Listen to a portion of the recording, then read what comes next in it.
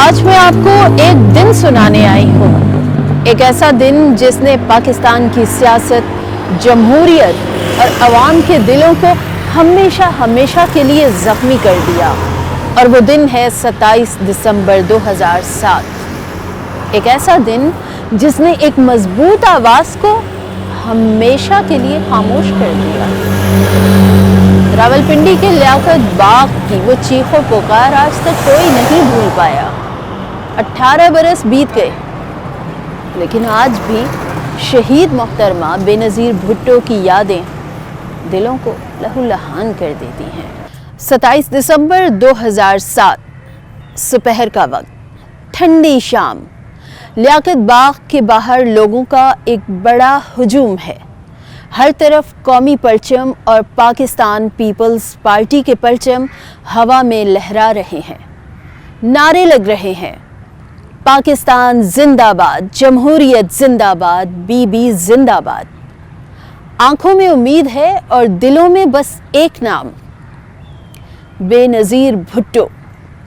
लेकिन उस हुजूम में कोई नहीं जानता कि आज तारीख एक और इम्तहान लेने वाली है, एक कड़ा इम्तहान, और सब्र के लम्हे गुजारने होंगे। लियाकत बाग में पिंडाल सज चुका है, जियालों का हुजूम बढ़ता जा रहा है। सबकी नज़रें उस दरवाज़े पर टिकी हैं जहां से मोहतरमा बेनज़ीर भुट्टो शहीद ने दाखिल होना है। सबको इंतज़ार है, नारे लग रहे हैं, आंखों में उम्मीद लिए जियाले धड़ाधड़ लियाकत बाग का रुख कर रहे हैं। अचानक एक शोर सुनाई देता है। मालूम पड़ता है कि मोहतरमा पहुंच चुकी हैं। लियाकत बाग के वीआईपी गेट के बाहर गाड़ी रुकती है, लेकिन दरवाज़ा खुलने में कुछ ताख़ीर होती है और मालूम पड़ता है कि गेट की चाबी नहीं है। चंद ताख़ीरी लम्हे गुजारने के बाद मोहतरमा की गाड़ी गेट से अंदर दाखिल होती है। सफ़ेद गाड़ी में सर पर दुपट्टा लिए, चेहरे पर मुस्कुराहट के साथ एतमाद और आंखों में अज़म, जियालों की तरफ देखकर मोहतरमा मुस्कुराती हैं और मुस्कुराहट के साथ हाथ हिलाते जियालों का जवाब देती हैं। मोहतरमा स्टेज के करीब पहुंचती हैं। जियालों का जोश मज़ीद बढ़ जाता है। गाड़ी रुकती है, मोहतरमा गाड़ी से बाहर आती हैं। आहिस्ता आहिस्ता स्टेज की तरफ कदम बढ़ाती हैं। ये वो सीढ़ियाँ हैं जिन्हें उबूर करते हुए मोहतरमा स्टेज तक पहुँचती हैं, ताकि वो अपने अवाम से, अपने जियालों से मुखातिब हो सकें। वो जियाले जो आँखों में कई ख्वाब और दिलों में कई उम्मीदें लेकर आए थे। ये सिर्फ़ एक तकरीर नहीं होनी थी, बल्कि अवाम से एक वादा था, जमहूरियत का वादा था, उनके ख्वाबों का वादा था।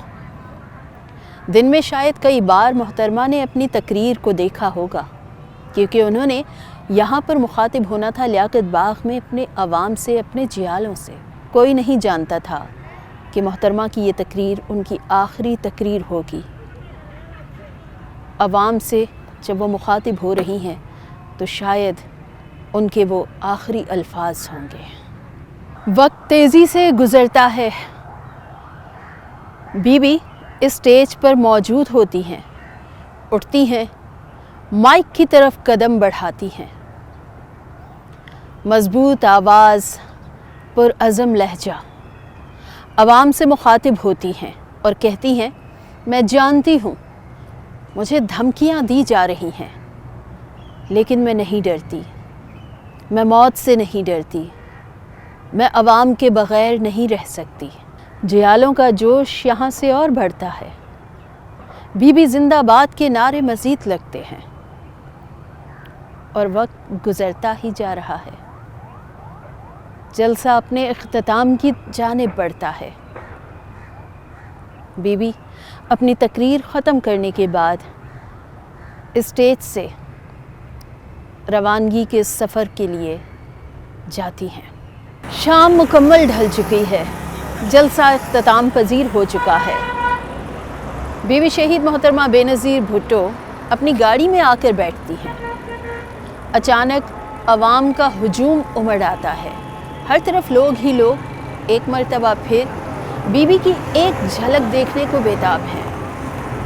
بیوی مسکراتی ہیں اور عوام کو جواب دینے کے لیے سن روف سے باہر نکلتی ہیں، عوام کو ہاتھ ہلاتی ہیں، مگر پھر ایک آواز سنائی دیتی ہے، فائر، اور اس کے بعد ایک زوردار دھماکہ۔ بیوی گر پڑتی ہیں اپنی گاڑی میں، ان کے ساتھ بیٹھی ناہید خان کی گود میں ان کا سر ہوتا ہے۔ ہر طرف چیخ و پکار ہونے لگتی ہے، لیاقت باغ چیخوں سے گونجنے لگتا ہے، ہر طرف زخمی، دھواں، شور۔ ایمبولنس کا انتظار کیے بغیر بیوی کو ہسپتال لے جایا جاتا ہے، راولپنڈی کے جنرل ہسپتال، یا شاید جسے کہا جاتا تھا سینٹرل ہسپتال۔ ایمبولنس اس وقت یہاں پر موجود نہیں تھی۔ بیوی کو بغیر انتظار کیے ہسپتال پہنچایا جاتا ہے۔ ہسپتال میں ہر طرف بھگدڑ مچی ہوتی ہے، شور ہوتا ہے۔ ڈاکٹرز کی کوشش ہوتی ہے کہ اس عظیم لیڈر کو ہر ممکن کوشش کر کے بچایا جائے، اور پھر شاید راولپنڈی سے انہیں پمز ہسپتال اسلام آباد لے جایا جاتا ہے۔ پھر وہ خبر جسے کوئی سننا نہیں چاہتا تھا، ڈاکٹرز کی طرف سے اعلان کیا جاتا ہے کہ بیوی محترمہ بے نظیر بھٹو شہید ہو چکی ہیں۔ اس خبر نے پورے ملک کو ہلا کر رکھ دیا۔